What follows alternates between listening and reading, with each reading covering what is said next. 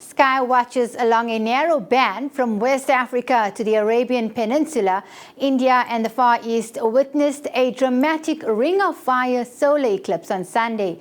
So-called annular eclipses occur when the moon passing between Earth and the Sun is not quite close enough to our planet to completely obscure sunlight, leaving a thin ring of the solar disk visible. This occurs every year or two and can only be seen from a narrow pathway across the planet.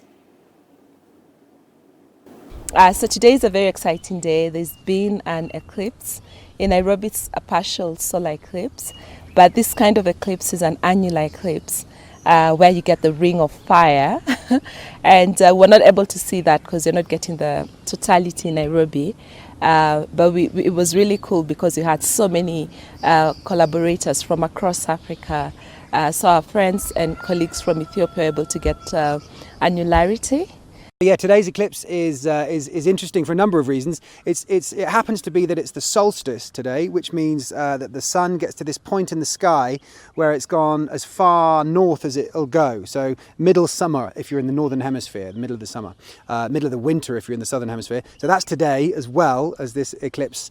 Well, we've been super lucky because Nairobi's been pretty cloudy for the last few weeks, maybe even a month. But today, this morning, it's just beautiful. So we've been super lucky with the weather. Weird for us because we normally do groups and gatherings, which of course at the moment we can't do because of the pandemic.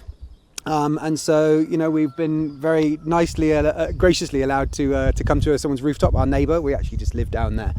And we were able to share on Zoom with people around the world are joining in. So it's a really nice kind of feeling in a way that we are helping people to see the eclipse that wouldn't be able to see it. Like we've had people joining from England and Canada and South Africa, even Ethiopia, India.